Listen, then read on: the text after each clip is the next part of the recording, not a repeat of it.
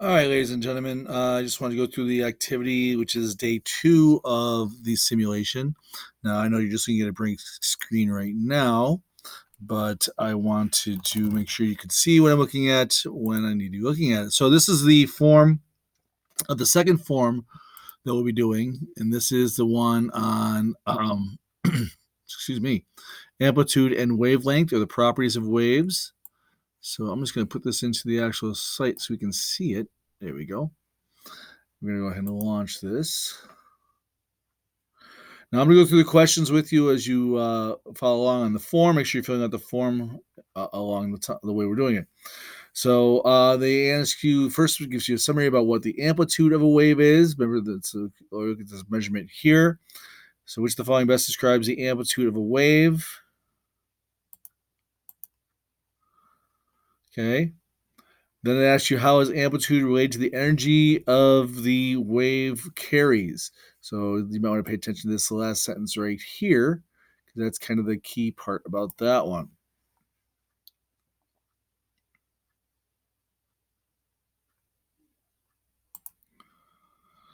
Okay. Then it says, what single word on this page might be described as in a state of rest? So, which part of this? Oh, yeah, let's go back.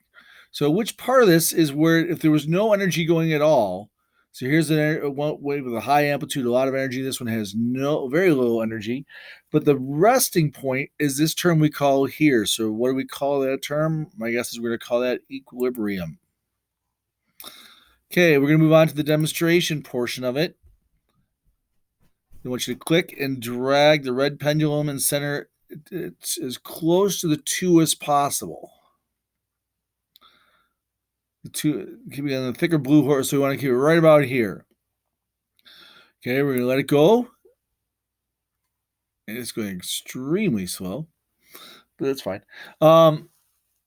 Let it go by unclicking. Observe the wave generated. What is the wave's amplitude? Again, we're looking at how tall is that wave. So we're going to here's our resting point. This should be our amplitude, which would make sense because that's kind of where we started it at. Okay, then we're going to reset the interactive. Click and drag the pendulum center to the line of 2 as possible. Okay, but this time we go a little bit higher up on the line.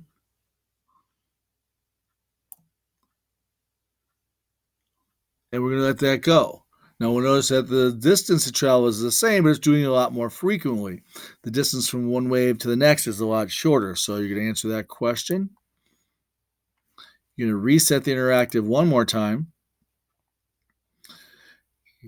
Get the ball as close to the 8 line as possible. You really can't you can get it there if you go really high, I guess. Okay, we're going to let it go. Now, what is the energy of the wave? How is this different? Remember, amplitude is energy, and this one has an amplitude of 8. Does it have no change of energy, less energy, or is that energy greater than it was before? Okay, we're talking about this amplitude. Let's go to application. Say we hear this amplitude as something else. We hear them as sounds. So how much amplitude a sound has is referred to as what? So you might have to look at this term here. What scale is used to measure the apparent loudness, or what scale we measure in is listed as well. So we measure stuff in this scale here. Then they ask us about the scale itself. What is a normal conversation is about what level? So if this is my scale and this is my amount, what would be the measurement of a normal conversation in decibels? Okay. What about what level does it become painful to hear? So we have 60. We have the simulation only does a little bit.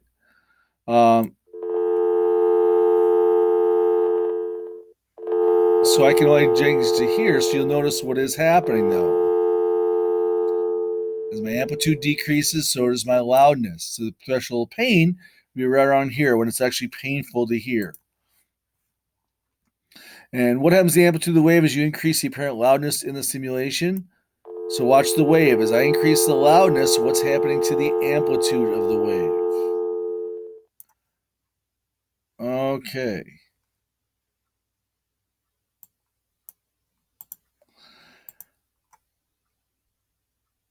The next takes you to a new simulation. So you can click on that link. I'm going to drag that link over here as well. Okay, so that brings us to this simulation. We both use the same day because they do kind of work on the same principles or properties of waves. Okay, so the first one is, how do we measure wavelength? So we read this paragraph here. It talks about how wavelength is measured. We're going to answer the question. Then we're going to use the on-screen ruler to measure the different waves. So we're going to take the measure of the first wave, measure it from top wave from one crest to one crest, and then we're going to write in the unit of measurement we see. We're going to take our ruler, move it down to the next one, take it from one crest. Actually, do one trough to one trough this time. And we're going to approximate that. So what's that distance from this trough here to this trough here? That gives us one wavelength. So if you write down how many units that is, you'd be good. And then you're going to measure the same thing at the bottom. This one, either crest to crest, trough to trough. We'll go crest to trough to trough again because it makes it a little easier. So let's go from the end of this, bottom of this wave to the bottom of this wave. We're looking about this unit here. So make sure you put those in the Google form.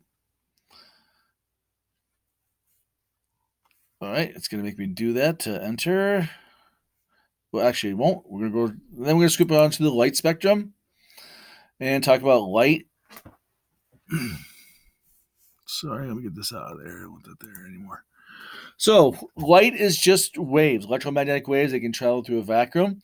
The difference visibility of light is based on what? And that's going to be what you see here. That's a bad question. If we use the slider, we can control the light that we see. So the wavelength determines the amount of energy it has, or I'm sorry, the frequency, especially electromagnetic waves. So infrared, here's comes the light we see. So if we get to red,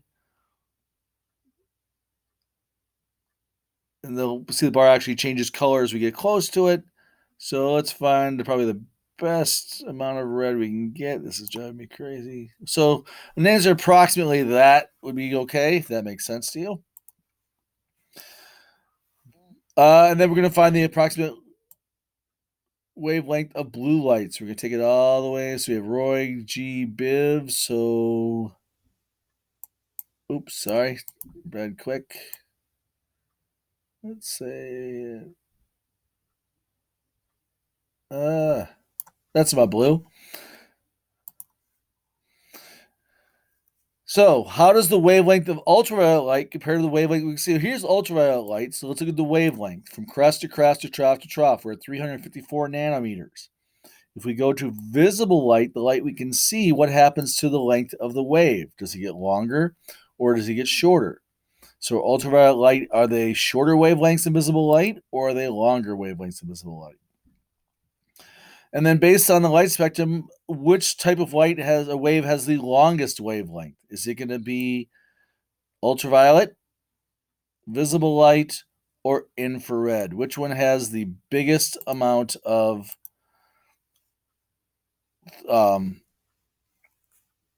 wavelength? So that should help you understand how to complete the wave amplitude and wavelength activity.